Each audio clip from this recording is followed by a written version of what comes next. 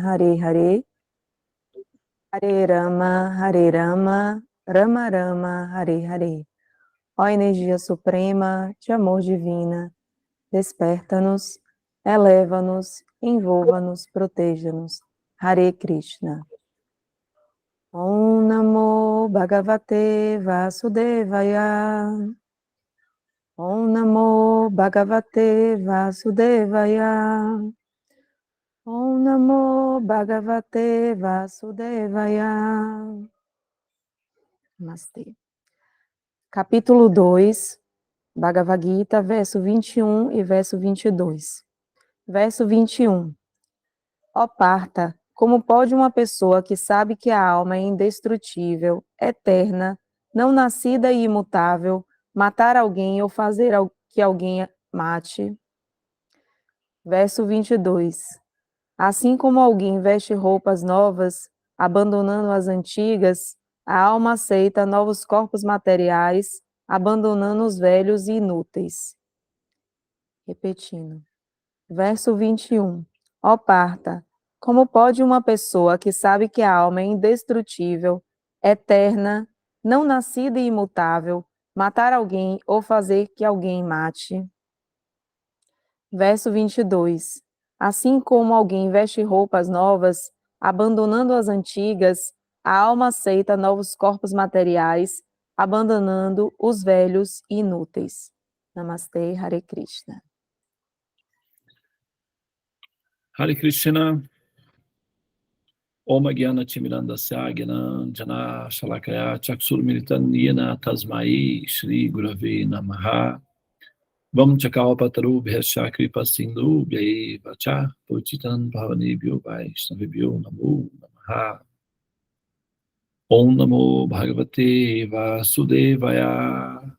Om Namo Bhagavate Vasudevaya. Om Namo Bhagavate Vasudevaya.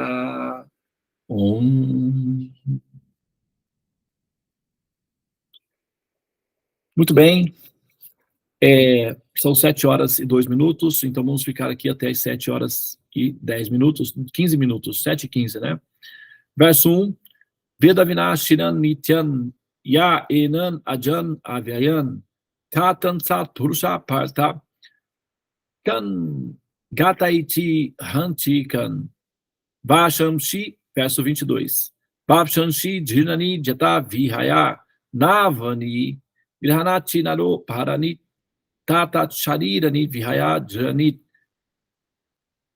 anyanit samyat navani dehi. A tradução não é para o segundo verso, principalmente, né? Mas o primeiro verso é sempre, né? Porque assim, a gente tem que... Olha, o nosso mestre espiritual, Prabhupada, ele costumava falar uma coisa que, sabe, toda pessoa com um certo grau de sobriedade deveria ouvir. Ele dizia o seguinte: espiritualidade ou religião é assim, 80% bom senso, coerência, 20% oração. Então, a pessoa que não for capaz de aplicar bom senso e coerência na própria vida, ela não é um bom religioso.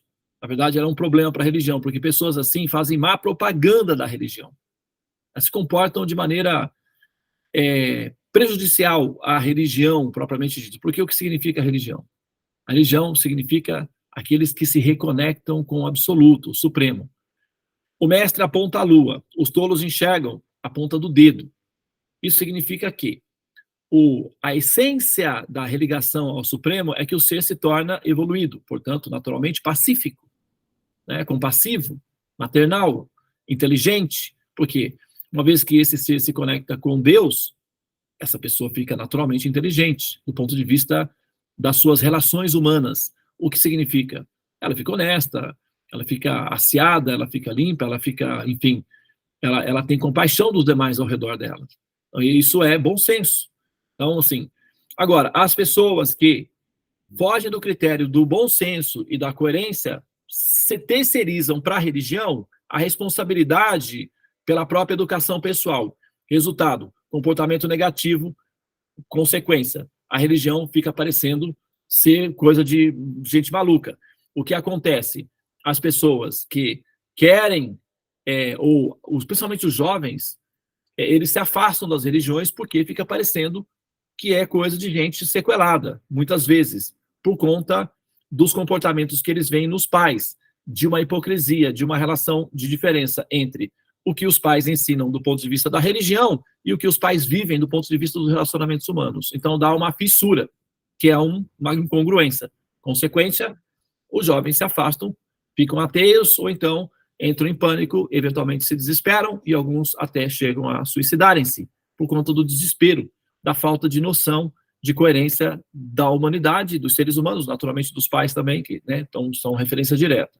Então, é muito importante ter coerência, ter bom senso na hora em que você vai viver a sua vida espiritual, tá? Para não gerar esse tipo de consequência danosa, ou seja, de efeitos colaterais. Aqui, por exemplo, nesse verso, Cristo está dizendo assim, como pode a pessoa que sabe que a alma é indestrutível, eterna e não nascida, imutável, matar alguém ou fazer com que alguém mate? Alguém pode falar assim, então, esse verso aqui é uma concessão para a gente não estar matando as pessoas, porque, afinal de contas, eu posso alegar, não matei, a alma é eterna, seu juiz.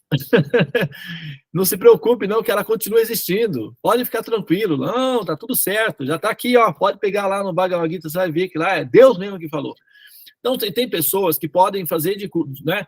Olha, é dito que um instrumento de libertação perfeito nas mãos de uma pessoa corrupta se transforma num instrumento de tortura em 3 minutos. É só ela pegar o poder nas mãos, entende? Então, a gente tem que ter muita noção na hora de interpretar as coisas, tá? O contexto em que Arjuna está. Ele é um guerreiro, ele está lutando, sempre tem que lembrar desse ponto. Tá? É muito importante na hora de fazer o entendimento da Bhagavad Gita, porque normalmente as religiões são sempre envolvidas em guerras. Não tem, assim, talvez a única, assim, existem aliás, 3 sistemas de religião no planeta Terra que não são envolvidas em guerras. E os 3 sistemas são todos védicos: o budismo, o vaishnavismo e o hinduísmo. Não há envolvimento em guerras. As demais religiões basicamente foram fomentadas em cima de guerras. Então, e os principais livros de religião da humanidade, todos eles são envolvidos em muitas guerras, envolvimentos de guerras. Então, o que acontece? Vem aí uma terceira via, uma alternativa. Bhagavad Gita, novamente, apresenta-se o contexto de uma guerra. Então, é muito importante entender a diferença. Arjuna, ele está sendo, quem conhece a história, é bom que conheça, Arjuna, ele está sendo perseguido por uma pessoa que quer matá-lo a qualquer custo. E Cristo está dizendo, você tem que lutar pela sua defesa pessoal, você tem o direito de defender a sua própria honra, a sua dignidade pessoal, você tem que lutar por legítima defesa. Nesse momento, fingir humildade e permitir que aquelas pessoas que são injustas o ataque e o mate, não é espiritual. Isso é um truque psicológico, é uma fraqueza. Você tem que lutar. Outra coisa, como você está defendendo a justiça, a lei, como você está defendendo a própria vida, não tem karma. Isso é acármico. Não há karma para você. Quando você mata para defender a própria vida, isso não gera karma. Isso é autodefesa. Faz parte do jogo. Portanto, você tem que defender-se. Então, quando Krishna fala aqui, aquele que mata o corpo não mata a alma, Arjuna, então você não tem que ficar entrando na lamentação, achando que você está destruindo a pessoa. Você só está eliminando o corpo da pessoa. A alma permanece. Mas você tem que defender a própria vida. É por uma questão legal. Então, é bom lembrar que quando Cristo incentiva o Arjuna a lutar, não é que Deus está incentivando as guerras. Cristo está incentivando Arjuna a defender a própria vida. Ele estava lá para defender a própria vida. Isso é legítima defesa, não é um ataque. É diferente. Krishna tentou inúmeras vezes negociar esse problema da guerra, mas o Duryodhana queria a guerra de qualquer maneira. Tá? Então, Krishna, ele deu livre-arbítrio, explicou, orientou, ensinou o Duryodhana que não era favorável, que as coisas poderiam ser relacionadas de forma diferente, mas ainda assim o Duryodhana estava determinado a matar o Arjuna. Então, Krishna, como era amigo do Arjuna, simplesmente tomou a decisão de ficar do lado do Arjuna. Olha, Arjuna, nós tentamos o que foi possível tentar com a cabeça dura, tá? O nome dele é Duryodhana. Por que é Duryodhana? Porque é a cabeça dura. Duryodhana. Cabeça dura. Ele está determinado a fazer besteira. E se você permitir que ele faça isso, ele é ofensor e você também, meu querido. Não se finja de humilde, não, porque essa humildade falsa sua só vai facilitar com que ele cometa a ofensa, a atrocidade. Então, lute pela defesa, pela justiça. Então, o incentivo de Krishna é um incentivo honesto, pacífico, para defender a própria vida do amigo, Arjuna. Tá? Então, é uma prova de que Krishna, apesar de ser imparcial com todos, ele, se compromete com o seu amigo. Estar com ele na hora da batalha, na hora da dificuldade de estar com ele. O Krishna ficou junto com Arjuna como quadrigário. Então é muito importante, sempre que vocês forem tecer as críticas e as considerações acerca das diferentes epopeias da religião, sempre envolvidas com muito sangue, muita matança, muita violência, não confundirem a batalha de Kurukshetra com as demais lutas sangrentas, guerras santas, tá? Que não o contexto é completamente diferente. Então não vai misturar o joio com o trigo aí, não vai confundir focinho de porco com tomada, porque não dá certo. Então, é muito importante ter essa discriminação. Discriminação é autorrealização. Tá? Então, Krishna não é um ser que está incentivando a guerra. Muito pelo contrário. Tá? Ele está defendendo a vida do próprio amigo. É assim que é a compostura, o comportamento do Senhor Supremo. Ele defende aqueles que ele o ama. Ou ele está orientando aquele que ele ama, que é o devoto querido de Krishna, o Arjuna. Tá bem? Então, esse é um ponto importante que é sempre bom a gente lembrar aqui, né? Porque sabe como é que é, né? Então, quem conta um conto, aumenta um ponto, e se as coisas não ficarem muito bem definidas na sua cabeça, você pode confundir Krishna como um deus guerreiro, alguém que fica mandando matar as pessoas. Não tem nada a ver. Tá? Então, é bom saber a diferença aí, tá, pessoal? Outra coisa. A questão aqui da troca de corpo. Isso daí eu acho que é tipo, aqui nessa assembleia, é rezar Pai Nosso pro vigário. Entende? Eu vou falar o quê para vocês? São todos experientes, pessoas com, sabe, conhecimento espiritual, prática espiritual, sabe, que já vem de linhagens de exercícios de conhecimento. Todo mundo sabe aqui que o corpo é transitório, que o corpo é temporário. O problema é que nós insistimos pelo seguinte fato: como nós somos almas, nós temos uma intuição infinita. Por quê? Nós somos infinitas. Não, Devananda, nós não somos infinitas. Nós somos pequenininhas. Gente, nós somos fractais de Deus. Deus é infinito. Todo fractal de Deus também tem a mesma qualidade de Deus, é infinita. Tá? Nós, enquanto consciências, nós somos menores. Nós não aprendemos o infinito em termos de consciência. Entretanto, a nossa intuição é a intuição de infinito. Tanto é que o Vinícius de Moraes escreveu no poema dele lá, Infinito Enquanto Dure, né? O amor é infinito. A sensação de eternidade, a sensação de existência que nós temos, quem de vocês não tem a sensação de que vai viver para sempre, de que são infinitos, que são eternos? Qual de nós que não tem essa sensação de que nós vamos viver para sempre, eternamente, que nunca vai acontecer de abandonar o corpo? Nós temos essa intuição, é natural. Não é irreal, não é porque nós estamos só especulando na nossa cabeça, não é isso, é porque isso faz parte de nós somos almas, nós somos infinitas e somos eternas. O problema é que nós estamos num ambiente que é claramente didático e nós não admitimos isso de forma profissional.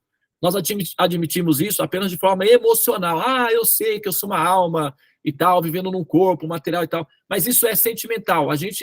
Nós precisamos olhar para esse ponto de maneira profissional, de maneira didática. Isso significa cultivar conhecimento, como Jesus disse. Orai e vigiai. Aí sim, para finalizar a minha fala aqui, tá? Orai e vigiai. Ele disse, orai. Orai significa o quê? Reza.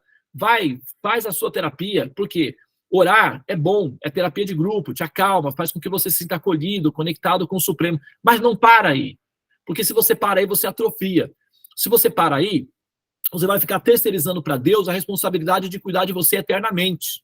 Essa não é a proposta. A segunda etapa do processo é vigiai. O que significa? Olha, observa, aprenda, evolua, estude, adquira conhecimento, se nutra, se alimente, cresça, amadureça. Sabe? Bora lá, meu povo, vamos à luta. É basicamente isso que ele quer dizer na segunda etapa, né? Na primeira, ore, se acalme, tranquilize, conecte-se com o Supremo. E depois, movimento, ação. Vamos à luta? Vamos se virar nos 30? Vamos entender o que tem que ser entendido? Vamos evoluir? Vamos aprender? Vamos buscar conhecimento? Saco vazio não para em pé? Mais ou menos isso? Então, é isso, tá? Nós precisamos ter conhecimento, pessoal, tá? A oração, as práticas da oração têm uma função, é uma terapia de grupo, nos acalma, nos purifica, nos eleva, mas não para por aí. Se você pensa que para por aí, é porque você não está maduro o suficiente para entender que a evolução é uma transição. Nós não estamos destinados a renascer constantemente como seres humanos. A fase humana é temporária. Portanto, admita que você é um ser que evolua definitivamente e dê os passos que justifiquem você não ter que renascer mais como ser humano. E isso é o nosso Dharma. Tá bem? Mas, pouco a pouco, né? Nós estamos chegando lá, né? Vamos ter um pouquinho de paciência com a gente também, porque, afinal de contas, nós estamos aí nascendo e renascendo tantas vezes que a gente até se acostumou, né, ao cativeiro. Então, se desacostumar desse cativeiro dá um pouco de trabalho, mas dessa vez vai dar certo. Tá bom? Muito bem. Namastê.